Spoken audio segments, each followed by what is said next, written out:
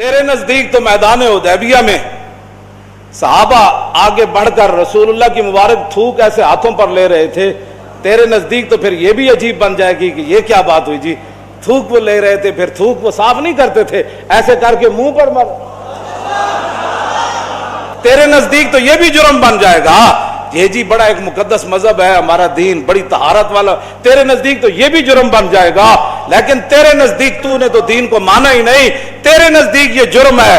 لیکن عروہ بن مسعود جب واپس گئے مشرکین مکہ کی طرف سے مذاکرات کر کے میدان حدیبیہ میں واپس گئے تو مشرکین مکہ نے کہا کیا خوشخبری لائے ہو، کیا حضور علیہ السلام حدیبیہ سے واپس چلے جائیں گے، کیا ہمارا مکہ بچ جائے گا فتح ہونے سے، کیا عرب کے اندر ہماری حکومتیں رہیں گی، یا رسول اللہ غالب آ جائیں گے؟ اس نے کہا نہ پوچھو، انہوں نے کہا کیا ہوا؟ انہوں نے کہا اے قوم واللہ لقد وفدت علی الملوک ووفدت علی کیسر وکسرا والنجاشی واللہ ان رأیت ملکا قط یعظمہ اصحابہ ما یعظم اصحاب محمد محمدا۔ انہوں نے کہا کیا پوچھتے ہو، میں بڑے بڑے درباروں میں گیا، میں کیسر و کسرا کے دربار میں گیا، میں نجاشی کے دربار میں گیا، لیکن جو منظر میں نے محمد عربی کے دربار کا دیکھا میں نے کہیں نہیں دیکھا۔ اس نے کہا کیا دیکھا؟ انہوں نے کہا واللہ ان تنخم نخامتا الا وقد فی غف رجل منہم فدلک بها وجهه وجلدہ۔ اس نے کہا میں نے دیکھا کہ جب نبی علیہ الصلوۃ والسلام مبارک تھوک زمین پر پھینکتے ہیں تو 1400 صحابہ ہاتھ لے کر دوڑ پڑتے ہیں، حضور یہاں پھینکے، حضور یہاں پھینکے، اور جب حضور تھوک مبارک پھینک دیتے ہیں پھر وہ اپنے ہاتھوں پہ مل کر اپنے منہ پر ملتے ہیں ایسے کر کے۔ وَإِذَا تَوَضَّأَ كَادُوا يَقْتَتِلُونَ عَلَى وُضُوئِهِ، جب رسول اللہ وضو فرماتے ہیں تو وضو کا پانے لینے کے لیے صحابہ ایسے دوڑتے ہیں، قریب ہے کہ ایک دوسرے کو قتل کر دے کہ یار زور کا تو نے لیا، اثر کا تو مجھے لینے دے کم از کم۔ وَمَا يُحِدُّونَ النَّظْرَ إِلَيْهِ تَعْظِيمًا لَهُ، فرمایا ایسے آنکھ اٹھا کر بھی حضور کی طرف نہیں دیکھتے، کہیں دیکھنا بھی بے ادبی نہ بن جائے۔ وَإِذَا أَمَرَهُمْ ابْتَدَرُوا أَمْرًا، حضور ایک کو حکم دیتے ہیں جاؤ جا کر یہ کام کر کے آؤ، 1400 صحابہ اس حکم کو بجا لانے کے لیے دوڑ پڑتے ہیں۔ تیرے نزدیک تو یہ عیب بن گیا، لیکن عروہ بن مسعود کے ایمان کا سبب بن گیا۔ یہ کیا باتیں لوگ کرتے ہیں، یہ باتیں کر کے تم کیا سمجھ سکتے ہو ناموس رسالت کا مسئلہ چھپ جائے گا یا امت اس میں مدانت کر جائے گی؟ نانا، امت زندہ زاں کے ملت را حیات از عشق اوست اور برگو ساز کائنات از عشق اوست۔ اقبال کہتا ہے امت مسلمہ زندہ ہے، زندہ رہے گی، غالب ہے، اب کوئی بات نہیں، فرنگی را دل زیر نگی نیست، کیوں جی کوئی بات نہیں، یہ 4 دن امریکہ کر لے جو کرنا ہے۔ افغانستان کو لتاڑنے کے بعد ایک بندہ بھی اس کے قابو ایسا نہیں آیا جو کہے میرا ایمان لے لو مجھے پیسے دے دو، ایک بندہ بھی اس کے قابو میں نہیں آیا جو گوانتا نامو بے میں تم نے علماء کی داڑیاں مونڈ دی اور پتہ نہیں کیڑ پنجروں میں بند کیا جیسے حوانوں کو بند کیا جاتا ہے، لیکن ان پنجروں میں وہ بند رہے، قرآن کی تلاوتیں وہاں بھی وہ کرتے رہے، ہاں اسلام کو وہاں بھی انہوں نام اقبال کہندا فرنگی را دل زیر نگی نیست، اقبال کہندا آج تک فرنگی ایک دل تے قابو نہیں پا سکے، ملکاں تے تھا ہاں متاعو ملک است و دین است، انہاں کیوں نہ ملکاں تے قبضہ ضرور کیتا ہے لیکن دین تے قبضہ نہیں کر سکے۔ ہاں جتنا مرضی جہاں بھی کتنی پابندیاں لگی، مسجدوں کے سپیکر اترے، میلاد شریف پر پابندیاں لگی، ممتاز قادری تختہ دار پر لٹکا اور 1 لاکھ سے زیادہ بندے تحریک لبیک کے اندر چلے گئے، تو کیا لبیک کا نعرہ بند ہوا؟ نا، اب تو چوکوں میں تھوڑی دیر موٹر سائیکل بھی رکے تو کہتا ہے لبیک یا رسول اللہ۔ توجہ ہاں، اقبال کہنا فرنگی را دل زیر نگی نیست متاعو ملک است و دین است، انہیں کیا اس کا متاع اتنا ہی ہے، عراق دے کنویں تے قبضہ کر لیا، تیل دے کنویں لین آیا سی تے قبضہ کر لیا، افغانستان دے خزانے تے قبضہ کرنا آیا سی، خزانے لے کے چلا گیا، اور شام دے اندر جڑا کچھ ہوتے لوٹ مار سی امریکہ کر کے چلا گیا، لیکن پھر کیوں لرزہ بر اندام ہے؟ اتنا ظلم مچانے کے بعد پھر امریکہ کیوں پریشان ہے؟ کیوں جی خدا بندے کے در تحفے حریمش۔ اقبال کہتا ہے جتنے چمچے کٹ سے گئے وائٹ ہاؤس کا طواف کرتے رہے اور ملکہ برطانیہ کا طواف کرتے، خدا بندے کے در تحفے حریمش، کہتا ہے وہ جتنے تمہارے چمچے کڑچے گئے یا حکومتیں کرتے رہے اور تمہارے دروں کا طواف کرتے رہے، صد ابلیس است یک روح الامین است، کہتا لکھاں ابلیس ضرور گئے لیکن محمد عربی کا ایک غلام بھی تمہارا طواف کرنے کے لیے نہیں گیا۔ یہ بات ہے، تم کیا سمجھتے ہو حضور کا دین ایسے چلا جائے گا؟ نا، یہ دین اپنی پاور رکھتا ہے، ہاں اس لیے اس دین پر کوئی غالب نہیں آ سکتا. ملکوں پر تم نے قبضے کر لیا. یہاں بھی 100 سالہ برطانیہ رہا تو 1947 کے بعد پھر حضور کے غلام میدان میں آ گئے. تم نے ہمارے کیا چھوڑا؟ یہاں تو کوئی چیز ہی نہیں چھوڑی. ہر چیز لوٹ کر لے گئے جناب. لائبریریاں لوٹ کر لے گئے, حسین و جمیل پتھر لے کر, وہ کوہ نور جو ہیرا بھی تم لوٹ کر لے گئے. تو کیا پھر وہ ہیرے کی وجہ سے تو ہماری عزت نہیں ہے نا. ہماری عزت تو یہ ہے بمصطفیٰ برسا خیش را کے دی ہماؤز گرباؤ نہ رسیدی تمام بولابیس. امت مسلمہ کی وجہ پتھروں سے نہیں ہے, ہیروں سے نہیں ہے, تیل کے کنویں سے نہیں ہے, روٹی سے نہیں ہے, سڑکوں سے نہیں ہے, جہازوں سے نہیں ہے. امت مسلمہ کی عزت محمد عربی کی غلامی کے اندر ہے. تم نے جس کو عزت والی باتیں سمجھی ہیں وہ تو ہمارے بڑوں نے, صحابہ کرام نے. حضرت نعمان بن مقرن آئے جب یزدگرد کے دربار میں, اعلیٰ قالین بچھے ہوئے تھے اور بڑے بڑے قیمتی, تو آپ نے اپنی تلوار اور نیزے سے ان کو پھاڑنا شروع کر دیا. وہ کہنے لگے یہ تو ہم نے آپ کی عزت کے لیے بچھایا ہے. جب آپ کرسی پر بیٹھے تو وہ سونے کی بنی ہوئی تھی, آپ بیٹھے تو فوراً کھڑے ہو گئے.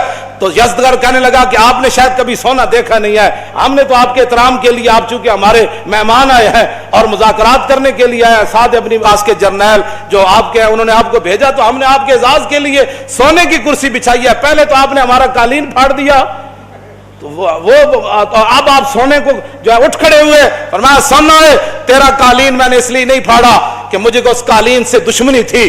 یہ جو تو نے بچھایا تھا یہ ریشم کا تھا اور ہمارے آقا و مولا نے ریشم سے کے استعمال سے منع فرمایا, اس لیے میں نے اس کو پھاڑ دیا.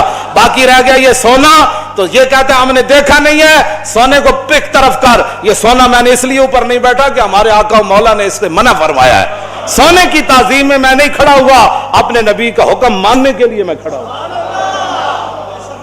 یہ ہے وہ باتیں جو اسلام کی ہیں. تو جنہوں نے نہیں پڑھا وہ یہاں بھی یور کر رہے ہیں, یہاں بھی امت مسلمہ کو گمراہ کر رہے ہیں اور گمراہی کی باتیں پھیلاتے ہیں. آپ اپنے کان بند کر دیں. اگر ہم کوئی آپ کو گمراہی کی بات بتا رہے ہیں, بے شک اپنے کان بند کر دیں. اور اگر آپ کے کان میں وہ بات جا رہی ہے, کیوں جی, قادت القلوب یتیرا, قریب سی کہ دل بھی جڑے نا جدو بیت المقدس ازانا ہوئی نا, الحمدللہ معز الاسلام بنصری ومذل الشرک بکاری. جب صلاح الدین ایوبی بیٹھا, پوری فوج بیٹھی, تو محی الدین بن زکی نے جب یہ خطبہ پڑھا نا, کسی موقع پر میں پورا ایک سانس میں آپ کو سنا دوں گا, اب موقع نہیں ہے. تو وہ قریب تھا کہ اذانیں جب ہوئی تو قریب تھا کہ نور الدین زنگی سمیت ساری فوج اور سارے مسلمانوں کی روحیں بھی پرواز کر جاتی. تو اگر ہم آپ کو ایسی باتیں سناتے ہیں حضور کی عشق اور محبت کی کہ قریب ہے کہ آپ کی روحیں بھی اوپر اڑ جائے, تو پھر آپ کان بند نہ کرے. اور وہ بندہ جو آپ کو ایسی بات سناتا ہے کہ در رسول سے دور کرتا ہے, پھر آپ کا حق بنتا ہے آپ اپنے کان بند کر دے. انہوں نے کہا پیچھے ہٹو, کوئی یار دی گل سنا ملا, نہ لمے پینڈے پا ملا, نہ علما وچ پھسا مل. بس یہی بات ہے, یہی لبیک کا مقصد ہے. اگر کسی کو کوئی تکلیف ہے تو یہ تکلیف قرون اللہ سے لے کر آج تک تکلیف وہ جاری ہے. ہمارا پاس تھرمامیٹر نہیں ہے کہ اس کی تکلیف کا علاج کرے. وہ تکلیف تو رہنی ہے. جب تک حق اور باطل ہے تو وہ تکلیف رہنی ہے. جب تک محمد عربی کے غلام موجود ہے اور حضور کے دین کے دشمن موجود ہیں, موسیٰ و فرعون و شبیر و یزید, ایند و قوت از حیات آمد پدید. اقبال کہتا ہے حق اور باطل کی ٹکر شروع سے چلی ہے اور تا صبح قیامت یہ جاری اور ساری رہے گی. لیکن امتحان حق والوں کا ہے کہ وہ کب تک کھڑے رہتے ہیں. وہ جب کھڑے ہو جائیں گے تو پھر مدد ضرور آ جائے گی, اور اگر وہ بزدلی اختیار کریں گے تو پھر بزدل قوم کی مدد نہیں کی جاتی. ہاں جی, یہ تو حضور نے فرمایا بزدلوں کی رب کبھی بھی مدد نہیں کرتا. یہ تو غزوہ احد کے موقع پر حضور نے فرمایا بزدل بندے کی اللہ مدد نہیں کرتا. اور اس کے لیے پہلی شرط بھی یہ ہے, جنگ یرموک میں جب صحابہ کی لڑائی لمبی ہو گئی تو مسلمان خواتین نے صحابہ کو صرف مدینہ منورہ سے اتنا سارا ایک جملہ لکھا, لمبا خط نہیں لکھا, صرف اتنا ایک جملہ لکھا. فرمایا مسئلہ کیا بن گیا, اتنی لمبی لڑائی کیوں ہو گئی؟ انتم انصار اللہ. فرمایا کان کھول کر سنو, اور کسی نے دین کی مدد نہیں کرنی, تم ہی دین کے مددگار ہو, تم ہی دین کے مددگار ہو. تو یہ تاخیر کیوں ہو گئی جنگ یرموک میں؟ وہ جو جملہ ہے وہ آپ کے لیے اور میرے لیے تمام کے لیے مینار نور ہے. وہ فرمایا انتم انصار اللہ. کلمہ ہم نے پڑھا ہے تو ناموس رسالت کی بات بھی ہم نے کرنی ہے. کلمہ ہم نے پڑھا ہے تو تکالیف بھی ہم نے اٹھانی ہے. کلمہ ہم نے پڑھا ہے تو رسول اللہ کے دین کو تخت پر بٹھانا بھی ہمارا کام ہے. کلمہ ہم نے پڑھا ہے تو کفر کے سامنے ایسے کھڑا ہونا یہ بھی ہمارا کام ہے. آج کلمہ جو ہم انتم انصار اللہ, فرمایا تم ہی دین کے مددگار ہو، تم ہی اللہ کا مددگار سے مراد دین کے مددگار۔ آخری جملہ یہ اپنے کانوں کے اندر اس کو ایسی جگہ دیں کہ ساری زندگی گھر میں بلب نہ لگے شام تک تو بیوی بندے کو گھر داخل نہیں ہونے دیتی، کہتی ہے تم کام مرے رہے، یہ تو اندھیرا ہے، کچن میں روٹی کیسے پکاتی؟ چولہا خراب ہو جائے تو شام تک چولہا ٹھیک ہو جاتا ہے، اور مشین خراب ہو جائے تو مشین ٹھیک ہو جاتی ہے۔ مجھے آج تک سمجھ نہیں آئی، ہم لوگوں کے ذمہ کام لگاتے ہیں یہ کام کرو تو کہتے ہیں جی مجھے اور کام پڑ گیا تھا، مجھے بتا دین سے بڑھ کر اور کام کون سا تھا؟ گھر کے تو سارے کام تیرے چلتے ہیں، جب دین کا مسئلہ ہے تو کل پر ڈال دیتا ہے۔ حضرت سیدنا صدیق اکبر نے حضرت عمر کو جو وصیتیں کی نا لمبی چوڑی، ان میں سے ایک یہ بھی تھی، فرمایا عمر بہت سارے اللہ کے معاملات ہیں جو رات کو کیے جائیں تو وہ دن کو، رات والے دن کو قبول نہیں کرتا، دن والے رات کو قبول نہیں کرتا۔ معنی یہ تھا کہ دن والا کام تو نے رات پر نہیں ڈالنا اور رات والا کام دن پر نہیں ڈالنا۔ بہت سارے معاملات ایسے ہیں جو اللہ رات کو ہی قبول کرتا ہے اور دن والے دن کو ہی قبول کرتا ہے۔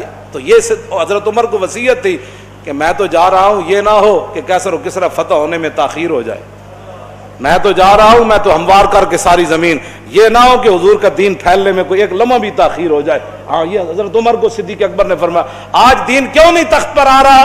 جس سے بات کرو وہ گھر کے لیے تو بڑا مخلص ہے، لیکن جب دین کی بات آئے تو کہتا ہے میرے پاس ٹائم ہی نہیں، میں آپ کے لیے دعا گو ہوں۔ بھائی دعا گو جن کا ہم کام کر رہے ہیں نا وہ دعا ہمارے لیے فرماتے ہیں۔ ہم نے تیرے لیے دعا کی درخواست نہیں کی، تو دعائیں کرتا رہے لیکن عملاً آنا میدان میں کام کر دین کا کام کرنا کوئی نہیں تو صرف لبیک یا رسول اللہ کے چند بندے تو نہیں نا دین تخت پر لا سکتے۔ ہاں جی وہ تو آپ ہر بندے کا کام ہے کہ آپ جس طرح اپنے گھر کے ساتھ حساس ہے نا، اپنے بچوں کے لیے حساس ہیں، دین کے لیے ایسے حساس بن جائے تو پھر دین آئے گا۔ یو چھڈو جی کل سے او چلو اجے تو ٹائم ہی کوئی نہ، اجے بڑا ٹائم ہے، چلو خیر جائیں گے تو کہیں گے میرے پیٹ میں درد تھا اس لیے کام نہیں کیا۔ تو یہ عذر آپ میرے سامنے تو کر سکتے ہیں نا۔ اقبال کہتا لرزم از تو شرم چو روزے شمار، پرصدت آب روئے روزگار، حرف حق از حضرت ماں بردئی پس چرا با دیگرانہ سپردئی۔ اقبال کہتا ہے جب میں قیامت کا تصور کرتا ہوں تو پانی پانی ہو جاتا ہوں، لرزہ پر اندام جا ہو جاتا ہوں، کانپنا شروع کر دیتا ہوں۔ کیوں؟ کہا کہ قیامت والے دن جب رسول اللہ نے پوچھ لیا کہ اقبال اس دین کے لیے تو میں بدر سے لے کر تبوک تک گیا، میں نے 13 سال مکے میں گزارے، اور بتا لوگوں نے مجھے یہاں پتھر مارے، میرے چچا جان کے جگر اور کریجے نکالے اور سارے معاملات ہوئے، بتا تو نے میرے دین کے لیے کیا کیا؟ ایک سوال ہی کافی ہے امت کے لیے۔ تو کیا کہے گا امتی پھر؟ کیا عذر کرے گا؟ آذا یوم لا ینطقون ولا یوزرنہم فیاض۔ سورہ مرسلات کے اندر اللہ نے فرمایا وہ دن وہ ہوگا جس دن کسی کو بولنے کی اجازت نہیں ہوگی۔ ایسے تو لوگ بڑبڑ کر دیں نا، وہاں تو زبان پر مور لا دی جائے، اور ولا یوزن لہم فیعتذرون، اور یہ بھی اجازت نہیں ہوگی کہ بندہ معذرت کرے کہ نہیں جی میرے پیٹ میں بڑا درد تھا اس دن، معذرت بھی نہیں، بولنے کی بھی اجازت نہیں۔ بتاؤ پھر قیامت والے دن حضور کے سامنے کیسے پیشی ہوگی؟ اللہ کے سامنے اس دین تو اللہ نے اپنے حبیب کو عطا فرمایا، اس دین کے لیے کوئی کیا کر رہا ہے یہ مجھ سے سوال نہ کرے، اپنے آپ سے پوچھے کہ میں دین کے لیے کیا کر رہا ہوں، اور میں دین کے غداروں کے ساتھ کتنا بیٹھ کر دین کی مخالفت کرتا ہوں، اور میں دین کے غداروں کے ساتھ بیٹھ کر ناموس رسالت کر بک بک کرتا ہوں۔ یہ ساری باتوں کا یہ آپ نہ کہے کہ یہ تو لکھا جا رہا ہے نا، یہ اقرا کتابک کفا بنفسک اليوم علیک حسیبا، بس یہ کتاب ہی دی جائے گی پڑھ لے، ہمیں بتانے کی ضرورت نہیں، تو خود پڑھ لے۔ آج اس دن سے ڈرو جس دن کتاب لیتے ہوئے بھی ووضع الکتاب فتر المجرمین مشفقین مما فی، جس دن مجرم ڈریں گے اس کے اندر تو لا یغادر صغیرۃ ولا کبیرۃ الا احصاها، وہ کہ اس میں تو چھوٹی سی چھوٹی چیز بھی لکھی ہوئی ہے، بڑی سے بڑی چیز بھی لکھی ہوئی ہے۔ تو اپنے آپ کو بدلو۔ یہ صرف تقریریں سننا کوئی مقصد نہیں ہے، حضور کے دین کو آگے لاؤ، آگے منہ آ گیا تو آگے کی طرف چلو، پیچھے کی طرف بس چلو۔ جی منہ آ گیا تو آگے کا سوچو کہ حضور کے دین کو ہم نے تخت پر کیسے لانا ہے۔ وہ جملہ پھر رہ گیا، وہ مکمل ہی ہو جائے، انتم انصار اللہ۔ کیا کہا جی؟ انتم انصار اللہ، تم ہو اللہ کے مددگار۔ صحابہ کو صحابیات نے خط لکھا مدینہ منورہ سے جنگ یرموک میں، فرمایا انتم انصار اللہ، تم ہو اللہ کے مددگار۔ کان کھول کے سنو، واللہ ینصر من نصرہ، اللہ اسی کی مدد کرتا ہے جو پہلے اللہ کی مدد کرتا ہے۔ معنی کیا ہے؟ جو پہلے میدان میں اترتا ہے مدد پھر اس کی آتی ہے، جو گھر میں سویا رہتا ہے اس کی مدد نہیں آتی۔ جو باتیں کرتا رہتا ہے اس کی مدد نہیں آتی، جو تقریریں کرتا رہتا ہے اس کی مدد نہیں آتی، جو منصوبہ بندیاں بناتا رہتا ہے اس کی مدد نہیں آتی۔ پہلے جو اللہ کی مدد کرے، واللہ ینصرو، پھر اللہ مدد حال میں بھی فرماتا ہے، پھر مستقبل میں۔ پہلی شرط ہے کہ نصرہ، ماضی میں کسی نے اللہ کی مدد کی ہو، اللہ کے دین کی مدد کی ہو۔ آؤ اس دنیا کی شرمندگی، قبر کی شرمندگی، حشر کی شرمندگی سے بچنے کے لیے دین کی مدد کرو، دین کے ساتھ کھڑے ہو جاؤ۔ حضور کی عزت ناموس کی بات سننی نہیں، بس کیا جو بات کرنے لگے انہوں نے کہا تاجدار ختم نبوت اور تاجدار ختم نبوت